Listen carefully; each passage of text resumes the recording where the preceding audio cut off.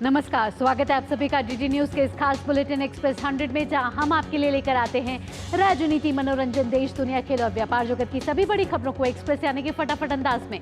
मैं हूं आपके साथ भावना नहीं है, तो देखिए खबरें तेज रफ्तार से। केरल के वायनाड में आई प्राकृतिक आपदा पर राज्यसभा में ध्यानाकर्षण प्रस्ताव के तहत दोपहर 1 बजे चर्चा कराई जाएगी। बता दें कि बीते कल भी भूस्खलन से आई तबाही का मामला दोनों सदनों में उठाया गया था। केरल इस समय प्राकृतिक त्रासदी से शोक मना रहा है। केरल के वायनाड में भूस्खलन से मरने वालों की संख्या लगातार बढ़ रही है। इस आपदा में अब तक 150 से अधिक लोगों के मरने की खबर है। कई लोग अब भी लापता हैं। उधर आपदाग्रस्त इलाके में सेना, वायुसेना, एनडीआरएफ और आपदा मोचन बल की ओर से लगातार राहत और बचाव कार्य जारी हैं। हालांकि राहत कार्यों में जुटी टीमों को बारिश के कारण कठिन चुनौतियों का सामना करना पड़ रहा है। इस बीच खबर ये भी आ रही है कि मीपाड़ा चूरलमाला रोड पर एक पुल का निर्माण शुरू होगा, जिसके बाद बचाव अभियान में और तेजी आएगी। इस बीच केरल के मुख्यमंत्री पिनराई विजयन ने वायनाड में भूस्खलन के बाद बचाव कार्यों के समन्वय और पहाड़ी जिले में बड़े पैमाने पर भूस्खलन के मद्देनजर आगे के कदमों पर चर्चा के लिए देर रात उच्च स्तरीय बैठक बुलाई। पुलिस विभाग समेत तमाम विभागों के अधिकारियों के साथ बैठक में मुख्यमंत्री ने बचाव कार्यों की समीक्षा के साथ केंद्र सरकार की एजेंसियों के साथ समन्वय, आपदा प्रक्रिया बलों की तैनाती और राहत शिविरों में स्वास्थ्य और सुरक्षा सावधानियों और सुविधाओं की भी समीक्षा की। वहीं मौसम विभाग ने वायनाड में आने वाले कुछ दिनों में मौसम के और खराब होने के संकेत दिए हैं। मौसम विभाग ने वायनाड के लिए भारी बारिश का रेड अलर्ट और मल्लापुरम, कोझिकोड और कन्नूर जिले के लिए ऑरेंज अलर्ट जारी किया। वायनाड में भूस्खलन से कई लोगों की मौत होने पर दुख प्रकट करते हुए केरल के मुख्यमंत्री पिनराई विजयन ने राज्य में 2 दिन का शोक घोषित किया। राज्य में 2 दिन के शोक के तहत सार्वजनिक कार्यक्रम और समारोह स्थगित कर दिए गए हैं। मुख्यमंत्री ने शोक अवधि के दौरान राष्ट्रीय ध्वज भी आधा झुकाने का अनुरोध किया है। मुख्यमंत्री विजय ने बताया है कि केरल बैंक ने मुख्यमंत्री आपदा राहत कोष में 50 लाख रुपए का योगदान दिया है। वहीं कोच्चि इंटरनेशनल एयरपोर्ट ने 2 करोड़ रुपए देने का वादा किया है। तमिलनाडु के मुख्यमंत्री एम के स्टालिन ने इस त्रासदी के लिए 5 करोड़ रुपए की सहायता देने का वादा किया। वायनाड का दौरा कर रही केरल की स्वास्थ्य मंत्री वीना जॉर्ज की गाड़ी मलप्पुरम जिले में मामूली दुर्घटना का शिकार हो गई। वो वायनाड भूस्खलन में मृतकों के परिवारों और घायलों से मिलने जा रही थी। स्वास्थ्य मंत्री वीना जॉर्ज का इलाज मंजेरी मेडिकल कॉलेज में चल रहा है। स्वास्थ्य मंत्री को कोई बड़ी चोट लगने की सूचना नहीं। वित्त मंत्री निर्मला सीतारमण आज राज्यसभा में बजट पर चर्चा का जवाब देंगी। दोनों सदनों में बजट पर जोरदार चर्चा देखने को मिली है, जिसमें सत्ता और विपक्ष के बीच खूब नोकझोंक भी देखने को मिली। इससे पहले कल वित्त मंत्री निर्मला सीतारमण ने आम बजट पर लोकसभा में हुई चर्चा का जवाब देते हुए न सिर्फ सरकार की प्राथमिकताओं और उपलब्धियों को गिनाया, बल्कि विपक्ष के आरोपों का भी विस्तार से जवाब दिया। उधर लोकसभा में आज रेलवे की अनुदान मांगों पर चर्चा जारी रहेगी। इसके अलावा भारतीय वायुयान विधेयक आज लोकसभा में पेश किया गया। इस नए विधेयक के जरिए 1934 में बने अंग्रेजों के कानून को खत्म कर दिया जाएगा। साथ ही नया बिल हवाई जहाजों के डिजाइन, निर्माण, रखरखाव, इस्तेमाल, उड़ान, बिक्री, निर्यात और आयात के नियमन और नियंत्रण के लिए है। भारतीय वायुयान विधेयक 2024 एयरक्राफ्ट विधेयक 1934 की जगह लेगा। इस नए कानून के तहत एविएशन सेक्टर में मैन्युफैक्चरिंग को बढ़ावा दिया जाएगा, व्यापार को आसान किया जाएगा और अंतर्राष्ट्रीय समझौते के हिसाब से बिल में जरूरी प्रावधान किए जाएंगे। पिछले 9 दशकों के दौरान इस अधिनियम में कई बार संशोधन किया गया है और अब प्रयास यह है कि कानून को भारत में तेजी से बढ़ते विमानन बाजार के लिए और अधिक सुविधाजनक बनाया जाए। प्रस्तावित विधेयक का उद्देश्य अंतर्राष्ट्रीय नागरिक उड्डयन सम्मेलन और अंतर्राष्ट्रीय दूरसंचार संघ के 1944 सम्मेलन जैसे अंतर्राष्ट्रीय सम्मेलनों के प्रावधानों को प्रभावी बनाना है। साथ ही इसका उद्देश्य अंतर्राष्ट्रीय नागरिक उड्डयन संगठन के मानक और अनुशंसित प्रथाओं को लागू करना भी है। ICAO और FAA के हालिया ऑडिट सिफारिशों के अनुसार बढ़ती हुई सुरक्षा और सुरक्षा निगरानी सुनिश्चित करना भी प्रस्तावित विधेयक का उद्देश्य है।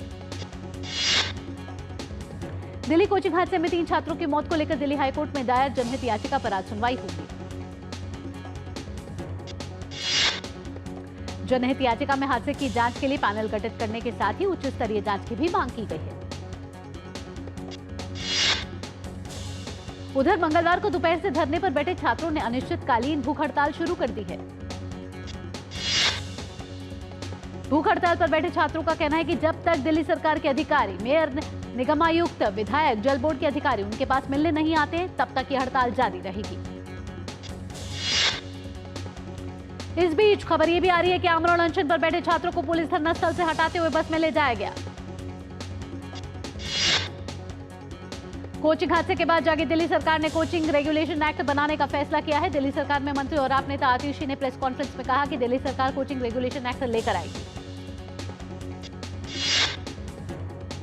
इसके साथ ही आप नेता आतिशी ने कहा कि दिल्ली कोचिंग सेंटर हादसे की प्रारंभिक रिपोर्ट के आधार पर एमसीडी ने कार्रवाई शुरू की।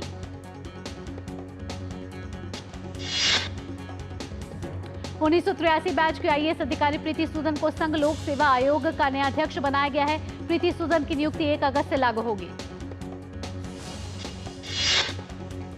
आपको बता दें कि प्रीति सूदन पूर्व केंद्रीय स्वास्थ्य सचिव रही हैं। वे 2022 से यूपीएससी की सदस्य हैं। संघ लोक सेवा आयोग के अध्यक्ष का पद मनोज सोनी के इस्तीफे देने के बाद से खाली है। आबकारी नीति से जुड़े ईडी केस में राउज रेवन्यू कोर्ट ने केजरीवाल, मनीष सिसोदिया और के कविता की न्यायिक हिरासत को 13 अगस्त तक बढ़ा दिया है। बजट बनाने वाले अधिकारियों में ओबीसी अधिकारियों की भागीदारी को लेकर राहुल गांधी द्वारा लगाए गए आरोप पर भाजपा ने कड़ा विरोध जताया है। भाजपा सांसद और केंद्रीय मंत्री प्रहलाद जोशी ने कहा कि पंडित नेहरू, इंदिरा गांधी और राजीव गांधी ने ओबीसी आरक्षण लागू नहीं होने दिया। केंद्रीय मंत्री प्रहलाद जोशी ने कहा कि अगर मंडल आयोग और काका कालेलकर आयोग की सिफारिशों को लागू किया गया होता तो आज ओबीसी बड़े पदों पर अधिकारी होते। वहीं संसदीय कार्य मंत्री किरेन रिजिजू ने कांग्रेस पर आरोप लगाते हुए कहा कि कांग्रेस जाति के नाम पर देश को कमजोर कर अराजकता और हिंसा फैलाना चाहती है। उन्होंने कहा कि कांग्रेस ने जाति के नाम पर देश और सेना का मनोबल तोड़ने का काम किया है। छत्तीसगढ़ के मनोनीत राज्यपाल रमेन डेका ने राजभवन पहुंचकर राज्यपाल पद की शपथ ली। उन्हें छत्तीसगढ़ हाईकोर्ट के मुख्य न्यायाधीश रमेश सिन्हा ने शपथ दिलाई। रमेन डेका प्रदेश के 10वें राज्यपाल हैं। इस मौके पर छत्तीसगढ़ हाईकोर्ट के मुख्य न्यायाधीश रमेश सिन्हा, सीएम विष्णुदेव सहाय, छत्तीसगढ़ के वरिष्ठ अधिकारी मौजूद रहे। भारत में आयोजित 40वीं विश्व धरोहर समिति की बैठक में केंद्रीय संस्कृति एवं पर्यटन मंत्री गजेंद्र सिंह शेखावत ने कहा कि भारत को वर्ल्ड हेरिटेज कार्यकारिणी की बैठक के आयोजन का सौभाग्य प्राप्त हुआ है। मीटिंग में भारत में असम के सवाई देव में स्थित स्मारक को वर्ल्ड हेरिटेज धरोहर में शामिल कर दिया गया है। अब तक भारत में 43 धरोहर वर्ल्ड हेरिटेज के धरोहर शामिल हैं।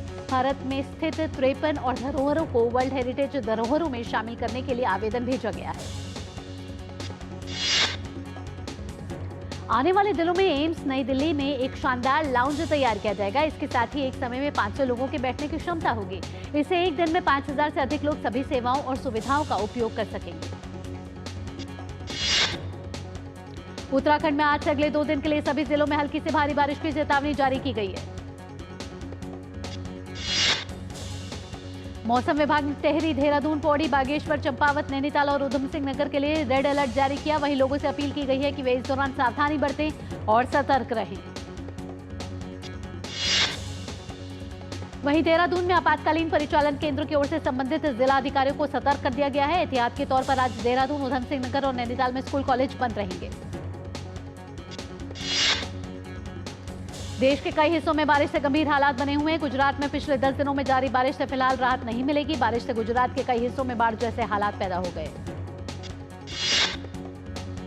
मौसम विभाग ने गुजरात में आज भारी बारिश की संभावना जताई है। मौसम विभाग ने सौराष्ट्र के बाद अब मध्य गुजरात के वडोदरा और अहमदाबाद जिलों में भारी बारिश को लेकर अलर्ट जारी किया है।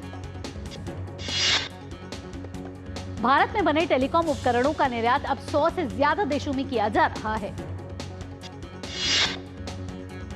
नए फास्टैग नियम 1 अगस्त यानी कि कल से प्रभावी होंगे। नए फास्टैग नियमों के तहत 31 अक्टूबर तक KYC कराना होगा।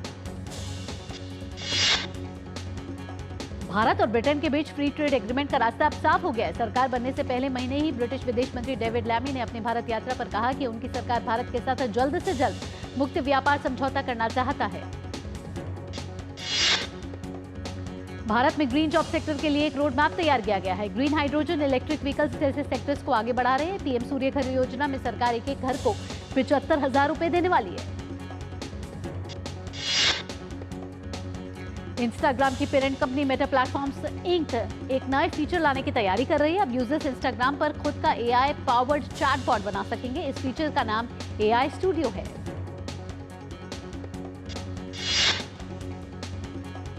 यहां रुकेंगे एक छोटे से ब्रेक के लिए। ब्रेक के बाद भी रफ्तार भरी खबरों का सिलसिला यूं ही जारी रहेगा। आप कहीं मत जाइएगा, देखते रहिए डीटी न्यूज। दादी के हाथों का जादू और खुशबू से महकता घर। MDH गरम मसाला, असली मसालों से भरा हूँ मैं, क्योंकि हर रिश्ता है स्वाद से जुड़ा। ए सांभल कर हाँ, आई मारो पप्पा फॉरेन थी लाई આવ્યો છે। हाँ ए आय आय आय आय ए सत्यानाश।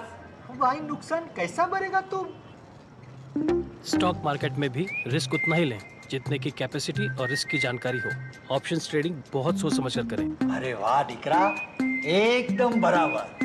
रिस्क समझ कर लेने का। सोच कर समझ कर इन्वेस्ट कर। ब्रेक के बाद आपका स्वागत। आप देख रहे हैं एक्सप्रेस 100। रफ्तार भरे खबरों के सिलसिले को आगे बढ़ाते हैं।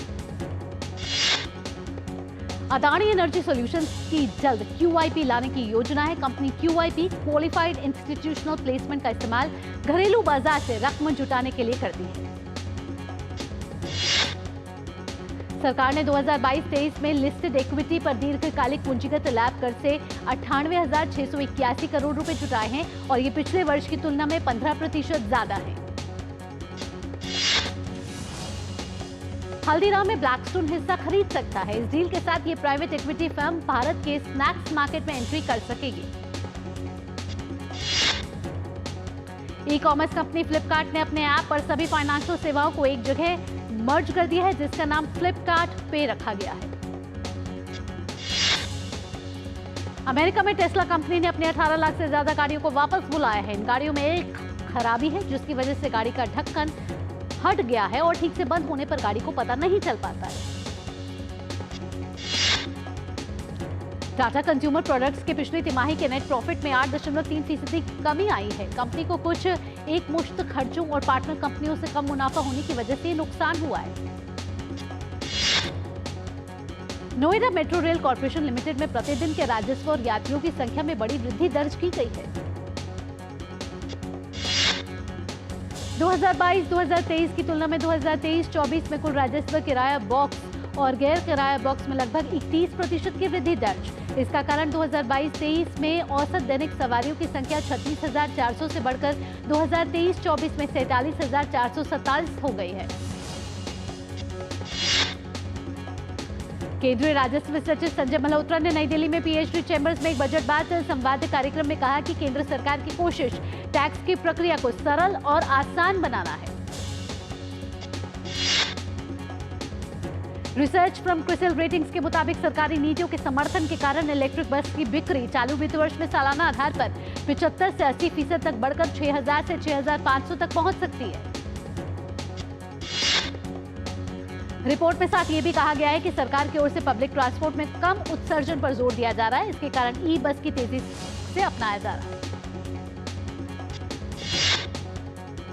भारत में मैन्युफैक्चरिंग सेक्टर में तेजी के कारण वेयरहाउस की मांग में इजाफा देखने को मिल रहा है। इस वर्ष की पहली छमाही में देश के 8 प्राथमिक बाजारों में 23 मिलियन स्क्वायर फीट के वेयरहाउस लेन-देन देखने को मिले हैं।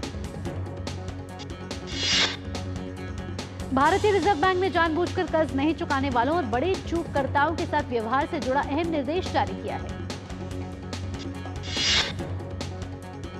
इसके तहत केंद्रीय बैंक की ओर से बैंकों और गैर बैंकिंग वित्तीय कंपनियों को 25 लाख रुपए या उससे अधिक की राशि वाले सभी गैर निष्पादित परिसंपत्ति खातियों में जानबूझकर चूक करने के पहलू की जांच करने को कहा गया है।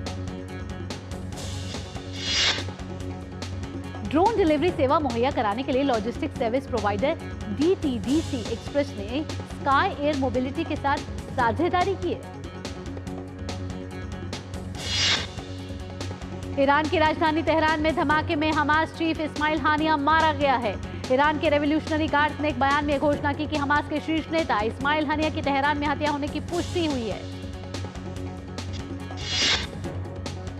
बयान में साथ ही ये कहा गया कि उन्हें और एक ईरानी सुरक्षा गार्ड को बनाया उनके निवास स्थान पर निशाना।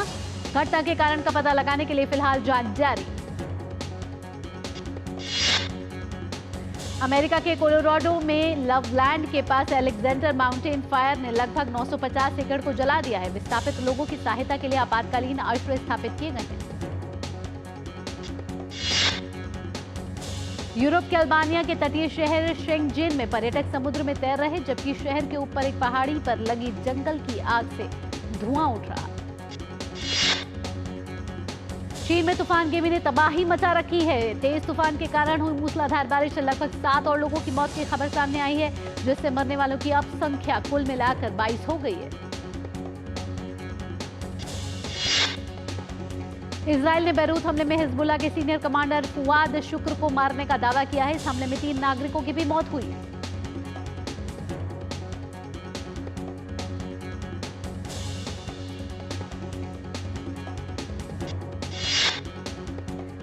इजरायली सेना का निशाना गोलान हाइट्स में हमला कर 12 बच्चों को मारने वाला हिजबुल्लाह का कमांडर फुआद शुक्र उर्फ सैयद मोहसन है। इजराइल ने 12 मासूमों का बदला लेने के लिए लेबनान की राजधानी बैरूत में हिजबुल्लाह के ठिकानों पर हमला किया है।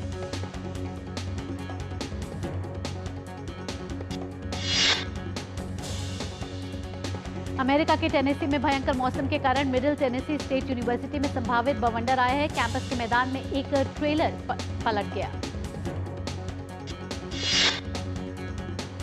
कैलिफोर्निया और अन्य राज्यों में 5,500 से अधिक फायर फाइटर्स राजधानी सैक्रामेंटो से लगभग 90 मील उत्तर में राज्य की सेंट्रल वैली में जल रही पार्क फायर को बुझाने के लिए 24 घंटे काम कर रहे हैं। कैलिफोर्निया के रिवरसाइड काउंटी में भड़की निक्सन आग से निपटने के लिए हेलीकॉप्टर तैनात किए गए हैं। आसपास के समुदायों को खाली करने का आदेश जारी किया गया है। पेरिस ओलंपिक में आज भारतीय खिलाड़ी निशानेबाजी, मुक्केबाजी, बैडमिंटन और टेबल टेनिस में जीत हासिल करने के इरादे से उतरेंगे। निशानेबाजी में महिलाओं की ट्रैप क्वालिफिकेशन में भारत की श्रेयसी सिंह और राजेश्वरी कुमारी फाइनल में स्थान बनाने में प्रयास करेंगी। पेरिस ओलंपिक में बुधवार को भारतीय निशानेबाज ऐश्वर्या प्रताप और स्वप्निल पर नजर रहेंगी। निशानेबाजी प्रतिस्पर्धा में 50 मीटर राइफल फ्री पोजीशन में ऐश्वर्या प्रताप सिंह और स्वप्निल कुसाले क्वालिफिकेशन राउंड में हिस्सा लेंगे।